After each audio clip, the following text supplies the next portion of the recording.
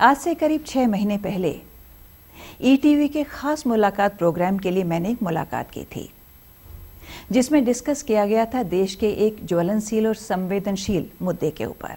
ये मुलाकात थी मेजर जनरल सतबीर सिंह के साथ में, और ये मुद्दा था वन रैंक वन पेंशन का। इस मुलाकात के एक दिन बाद यानी 14 जून को देश के कोने कोने से भूतपूर्व सैनिक दिल्ली में इकट्ठे हुए। उन्होंने एक रैली निकाली और जंतर मंतर पर धरना दिया। इसके बाद मौसम आए और चले गए, उम्मीदें निराशाओं में तब्दील हुई और खूब राजनीति खेली गई। ये सिलसिला आज भी जारी है। देश के भूतपूर्व सैनिक, उनके परिवार और सैनिकों की विधवाएं आज भी जंतर मंतर पर बैठे हैं। झुलसती गर्मी और बारिशों के थपेड़ों के बाद आज कड़कती सर्दी में वो अपनी उम्मीदों के अलाव जलाए बैठे हैं।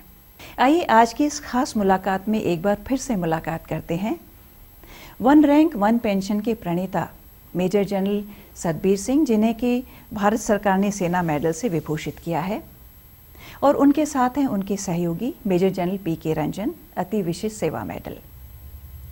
हमारे इस खास मुलाकात प्रोग्राम में आप दोनों का स्वागत है। मेहरबानी।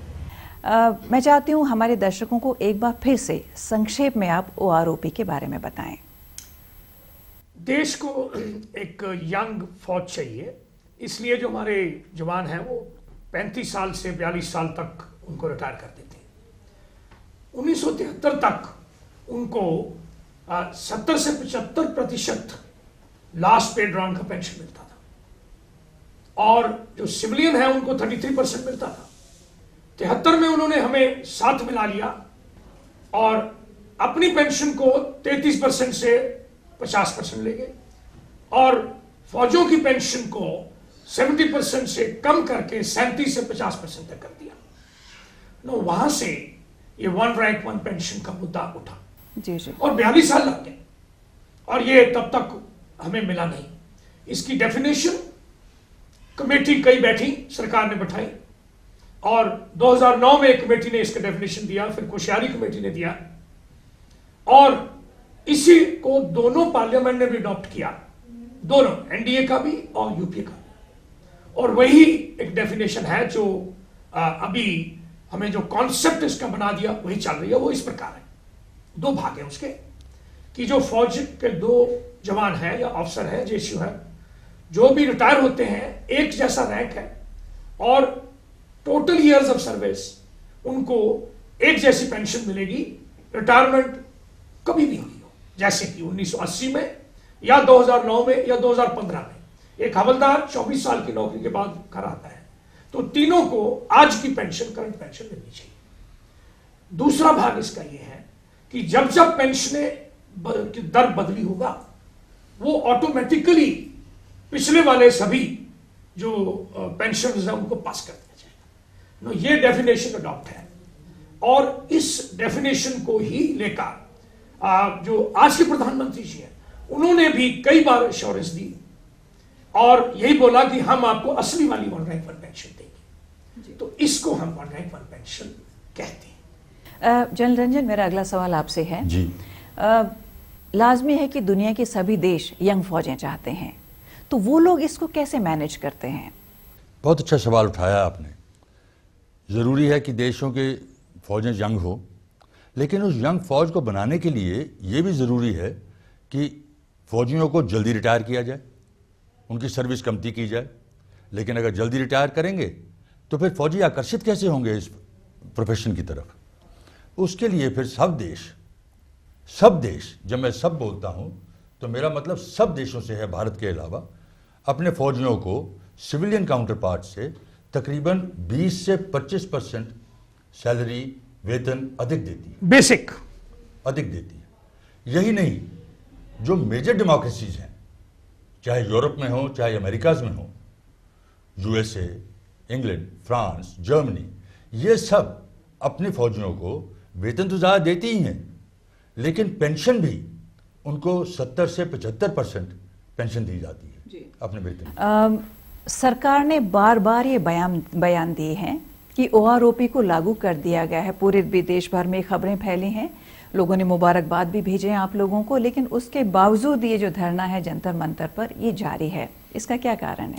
हाँ, सरकार ने इसको सैंक्शन तो कर दिया है, इसका इम्प्लीमेंटेशन का हुक्म तो दे दिया है, लेकिन जो उसका वेरवा दिया है उसमें बहुत सीरियस शॉर्टकमिंग्स हैं।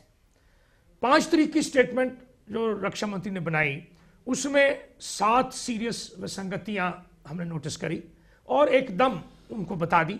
4 लेटर और लिखे और उनको गुजारिश करी कि जब आप नोटिफिकेशन इशू करते हैं तो उसमें ये सारी विसंगतियां दूर होनी चाहिए। लेकिन जब 7 नवंबर को नोटिफिकेशन जारी किया गया तो विदाउट चेंजिंग फुल स्टॉप और कॉमा वो 7 की 7 विसंगतियां फिर रख दी। उससे अगर उस नोटिफिकेशन को हम इंप्लीमेंट करते हैं तो वो 1 रैंक 1 पेंशन होगा ही नहीं। जो डेफिनेशन मैंने अभी आपको बताई उस डेफिनेशन को टोटली डिस्ट्रॉय कर देगा। इससे ना तो 1 रैंक 1 पेंशन होगा, ना ही जवानों को वो हमें 1 रैंक 1 पेंशन मिलेगा। जैसे कि उन्होंने बोला है कि हम हर साल, जैसे हमने बोला ऑटोमेटिकली पास कर दी जाएंगी, उन्होंने बोला हम 5 साल में करेंगे, 1 साल में नहीं करेंगे। नो, 5 साल करने से जो हर साल का उसको तकरीबन 8% कम मिलता है और उस वजह से उन्होंने 15 से 25% टोटल जो हमारी पेंशन बनती है वो कम हो जाएगी अगर ये 5 साल वाला लाया गया तो। दूसरा, उन्होंने ये बोल दिया कि हम एवरेज ऑफ द स्केल दे देंगे उस साल का। नौ, ये अगर चलता रहा तो जो सीनियर हैं वो अपने जूनियर से कम पेंशन लेने लग जाएंगे, जो कि रूल के भी अगेंस्ट है और सुप्रीम कोर्ट की जजमेंट के भी अगेंस्ट है और जो हमारे कॉन्स्टिट्यूशन के धारा के लिए नॉट फेयर। अभी जो 7th पे कमीशन आया है उसमें तो सरकार ने सभी के लिए उसको लागू कर दिया है, तो उसमें सभी के बराबर आप लोगों को बेनिफिट नहीं होगा? पहले तो मैं ये बताना चाहता हूं कि हमारी कोई मांग नहीं है, हमारी डिमांड्स कोई नहीं है। हम अपना हक ले रहे हैं, हक चाहते हैं अपना। जो हक, जैसा जनरल साहब ने अभी बताया, पास किया जा चुका है 2 पार्लियामेंट्स में, पास किया जा सकता है सुप्रीम कोर्ट में, पास किया जा चुका है और प्रॉमिस किया जा चुका है प्राइम मिनिस्टर से। वो हक हमें दे दें। प्राइम मिनिस्टर जो वायदे किए थे उनको पूरा करें। आप ये सही कह रही हैं कि अब तो उन्होंने सबके लिए लागू करने का रिकमेंडेशन दे दिया है और CPAF ने, जो सेंट्रल पैरामिलिट्री फोर्सेज हैं, उन्होंने इस चीज़ को मांगा है। मूल आधार 1 रैंक 1 पेंशन का क्या है? मूल आधार है अर्ली रिटायरमेंट। हम लोग रिटायर होते हैं 35 और 42 साल के बीच में, जवान लोग, जो कि इस फौज के 97% लोग हैं। वो उनका रिटायरमेंट 35 से 42 साल में हो जाता है। जो CAPFs हैं, जो पैरामिलिट्री फोर्सेज हैं, जो बाकी लोग हैं, वो 60 साल में रिटायर होते हैं। हमारी प्रमोशंस नहीं हो सकती क्योंकि एक स्ट्रक्चर हमारा फौज का ऐसा है कि वो पिनिकल की तरह से पिरामिड बना हुआ है। हमारे में प्रमोशंस कमती होती हैं तो लोगों को इंक्रीमेंट्स वैसे ही नहीं मिलते, क्योंकि प्रमोशन नहीं हो रही तो तनख्वाहें ज़्यादा नहीं बढ़ रही हैं, जल्दी छोड़ा जा रहा है उसको, वो बाहर भेज दिया जाता है। ये सब चीज़ें उनके साथ लागू नहीं हैं। या तो उनके साथ ये चीज़ें लागू कर दीजिए, उनकी टर्म्स ऑफ सर्विस हमारे जैसी बना दीजिए, उनको 35 साल में भेजना शुरू कर दीजिए, फिर उनको दे दीजिए। या हमारे को 60 साल में भेजना शुरू करें। कौन जाना चाहता है बाहर? किस जवान को आप पूछे वो जाना चाहता है 35 साल में बाहर? वो कहता है मुझे 60 साल नौकरी करनी है, तो या वो कर दीजिए। अगर वैसा करते हैं तो हमें भी OROP नहीं चाहिए, हमें भी 1 रैंक 1 पेंशन नहीं चाहिए। दोनों में से कुछ तो करें। सेना के जो उच्च अधिकारी हैं उनकी बराबरी सरकार के जो ऑफिसर्स हैं, ब्यूरोक्रेट्स हैं, उनके साथ में की जाती है, तो उनको भी क्या 1 रैंक 1 पेंशन जैसा कोई बेनिफिट है? वो तो ऑलरेडी है। अभी एक मैं बताऊं कुछ, अभी ऑलरेडी उनके पास, असल में आपको एक तो ये रिकमेंडेशन दे ही दी गई है, पर इससे ज़्यादा जो ब्यूरोक्रेट्स हैं, ग्रुप A सर्विसेज, जो अबाउट 58 सर्विसेज हैं गवर्नमेंट ऑफ इंडिया की, जो कि सेंट्रल गवर्नमेंट के ग्रुप A सर्विसेज हैं, उसमें तकरीबन 50,000 अफसर हैं।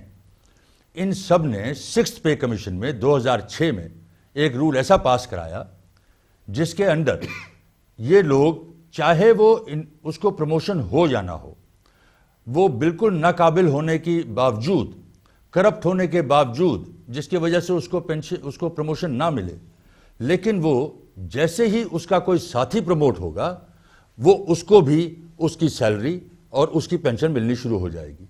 नतीजा ये कि हर अफसर इन सेंट्रल गवर्नमेंट सर्विसेज का रिटायर होता है विद पे एंड पेंशन ऑफ सेक्रेटरी, अगर सेक्रेटरी नहीं तो कम से कम एडिशनल सेक्रेटरी की। ये इन्होंने एक शुरू किया 2006 से। ये आप बताइए मुझे, क्या ये देश के ट्रेजरी का लूट नहीं है? अगर लूट नहीं है तो क्या हो रहा है ये? और 2006 से शुरू हो गया वो, और वो आज नहीं नहीं शुरू है, हुआ है। 2006 सारे से। एरियाज लिए हमारे को 2014 से दे रहे हैं। मैं कहता हूं कि ये घोर बेइंसाफी है। आई थिंक ये बहुत ही इंपॉर्टेंट इन्फॉर्मेशन है जो शायद आम आदमी नहीं जानता है। इसको हम जारी रखेंगे, लेकिन फिलहाल लेते हैं एक छोटा सा ब्रेक।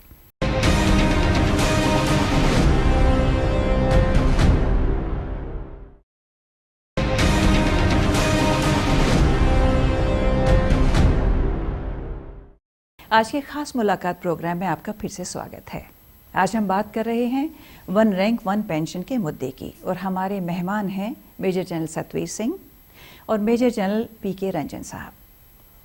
आइए अगला सवाल हम आपसे करते हैं जनरल सतवीर सिंह साहब से।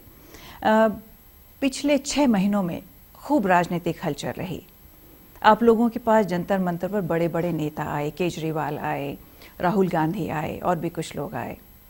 हमारे जो रक्षा मंत्री हैं पारिकर साहब, उन्होंने तो यहाँ तक कह दिया कि आपका जो एजिटेशन है वो पॉलिटिकल हो चला है। इसके बारे में आपकी क्या सफाई है? सबसे पहले तो मैं ये कहूँगा कि जो रक्षा मंत्री जी ने बोला है वो सही नहीं है। ऐसी कोई पॉलिटिकल एक्टिविटी हमारे मंच से नहीं हुई है। हाँ, देशवासी होने के कारण पार्टियां देशवासियों की होती हैं, सबको हक है हमारे मंच पे आने के लिए। और मैं ये कहूँगा कि सभी पार्टियों के, ये आपने 1-2 नाम लिए, सभी पार्टी इंक्लूडिंग बीजेपी, इनके जो मिस्टर गोयल हैं वो भी आए, और जो येचुरी जी हैं उन्होंने चिट्ठी भी लिख के भेजी, मुलायम सिंह जी हैं उन्होंने भी मैसेज भेजा, और ममता बनर्जी हैं उनके डेरेक ओब्रायन भी आए, भूपिंदर सिंह हुड्डा आए, उनके बेटे आए, और किरण चौधरी आए, राहुल गांधी आए।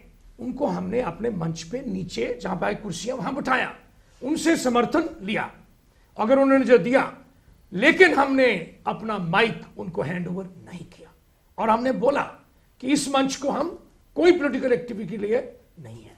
तो जो रक्षा मंत्री जी बोल रहे हैं ऐसा सही नहीं है।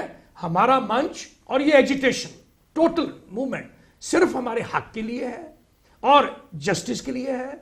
जिस देश के सैनिक सड़कों पर, देश का दुर्भाग्य है। बिहार में जो अभी हुआ, इलेक्शंस हुए और उसमें हम जानते हैं कि रिजल्ट्स क्या आए, तो क्या उसमें कोई हाथ, आप लोगों का जो मूवमेंट है, आप लोगों की जो नाराजगी है, उसका कुछ हाथ हो सकता है उनमें?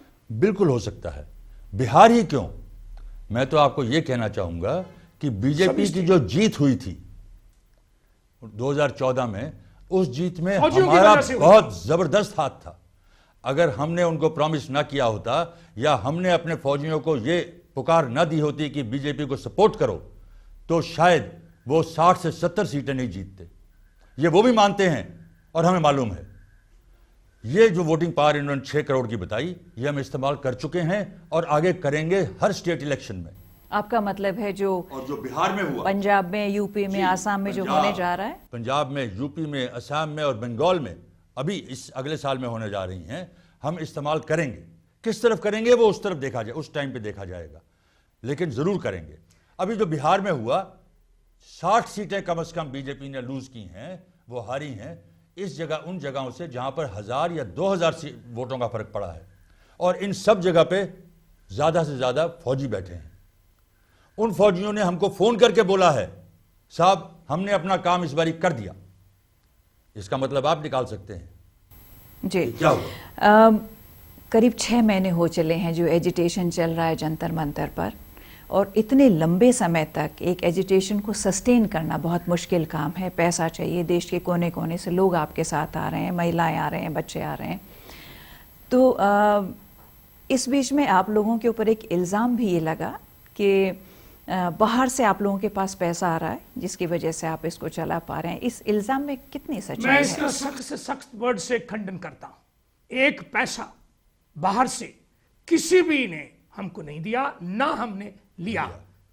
हाँ, जब प्रधानमंत्री जी जा रहे थे अमेरिका में, तो वहां के जो एक चेयरमैन हैं एनआरआई के, उन्होंने बोला कि आप आओ और हम आपको $1 मिलियन चेक देना चाहते हैं इस मूवमेंट के लिए। हमने दोनों चीजों का इनकार कर दिया। एक बोला कि एक तो हमें पैसा बिल्कुल नहीं चाहिए, दूसरा हम अपने प्रधानमंत्री की स्टेज के ऊपर नहीं बोलना चाहते, हमारा ये इंटरनल प्रॉब्लम है। मेरा ये कहना है देशवासियों को, हमारा स्टेचर और हमारी इस बात के ऊपर हमें और इज्जत मिलनी चाहिए। इसके अलावा हमें ऐसे इल्जाम लगाए जा रहे हैं, ये बिल्कुल घोर गलत है। हम सख्त वर्ड से इसका खंडन करते हैं। आप जो सस्टेनिंग की बात कर रही हैं, ये आपने भी देखा है, बहुत लोगों ने कहा है कि आपकी बहुत पीसफुल और डिसिप्लिन्ड एजिटेशन रही है ये हमारी, यहाँ तक कि शायद इस स्केल के ऊपर देश में कभी इतने पूरे देश में और इतने लोग जिसमें शामिल हों, इतना पीसफुल और डिसिप्लिन नहीं रहा कहीं पे एजिटेशन, शायद रिकॉर्ड ही हो।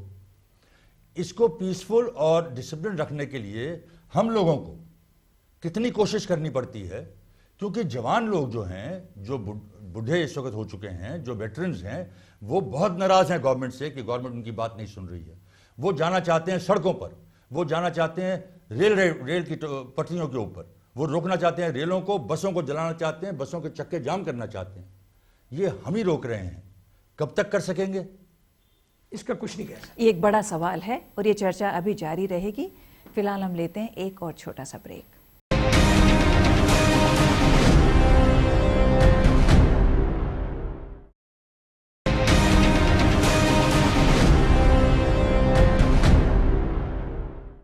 आज के खास मुलाकात प्रोग्राम में आपका एक बार फिर से स्वागत है। आज हम बात कर रहे हैं देश में फैले हुए एक agitation, peaceful agitation, one rank one pension के ऊपर। आज हमारे मेहमान हैं मेजर जनरल सतवीर सिंह और मेजर जनरल पीके रंजन। जनरल सतवीर सिंह, आपसे मैं एक सवाल पूछना चाहती हूँ। सवाल नहीं, दरअसल हमें पता लगा है कि अमेरिका में कोई आपके पुराने कोलीग हैं, एक ब्रिगेडियर साहब हैं, जिन्होंने ऑपरेशन जंतर मंतर के नाम से किताब लिखी है जो काफ़ी फेमस हो रही है। उसके बारे में आप क्या कहना चाहेंगे? हाँ, हमें भी ऐसे पता लगा। वहाँ हमारे एक ब्रिगेडियर साहब जो 1990 में यहाँ से रिटायरमेंट लेकर अमेरिका चले गए और वो 3 यूनिवर्सिटीज़ में पढ़ा चुके हैं, अभी किसी यूनिवर्सिटीज़ में प्रोफेसर हैं। उन्होंने एक किताब लिखी है ऑपरेशन जंतर मंतर, 146 पेज की है। वो तकरीबन है तो फिक्शन, लेकिन वो पूरा जंतर मंतर ऑपरेशन को कवर करता है और उन्होंने कुछ अपने कंक्लूजन भी ड्रा करे हैं जो हम समझते हैं कि वो सीरियस हैं और देश को अगर वो ऐसा मोड़ आता है तो बहुत सीरियस हो जाएगा, देश की सुरक्षा प्रणाली को घाव लगेगी और ये जल्दी से जल्दी इसका सही ऑनरेबल इसका रिजल्ट निकलना चाहिए और इसका फैसला होना चाहिए। जनरल साहब ने बताया कि ऑपरेशन जंतर मंतर में कुछ चीज़ें उन्होंने उसकी तरफ संकेत किया है। शायद वो ख्याल नहीं उनको कि 70% लोग जो आज सर्व कर रहे हैं हमारे ही बच्चे, हमारे ही रिश्तेदार हैं। वो ये भी जानते हैं कि किस तरीके से हमको ट्रीट किया जा रहा है, हमारे साथ क्या बेइंसाफ़ी हो रही है और किस तरीके से हमारे साथ में ये हमारे काम किया जा रहा है। उन्हें ये भी मालूम है कि आज वो सोल्जर हैं, लेकिन कल वो भी वेटरन होंगे और उनके साथ भी यही होगा। अगर ये रंजिश, ये विचारधारा जो उनकी बेइंसाफ़ी के खिलाफ चल रही है, अगर वो उनमें चली गई तो आप सोच सकती हैं कि फौज पे क्या इफेक्ट पड़ेगा। जिस प्राइम मिनिस्टर ने सर्विंग सोल्जर्स को जाके प्रॉमिस किया हो सियाचिन पर दिवाली के टाइम पर कि मेरा सौभाग्य है, मैं आपको 1 रैंक 1 पेंशन दूंगा, जिस प्राइम मिनिस्टर ने शिप के ऊपर जाकर नेवी वाले फौजियों को प्रॉमिस किया हो कि मैं आपको 1 रैंक 1 पेंशन दूंगा, वो अगर पूरा नहीं कर सकता तो किस पे उनको इतबार रहेगा। हमने अपने से इस गुस्से में हमारे 22,000 मेडल हम वापस कर चुके हैं पहले के 2008 से।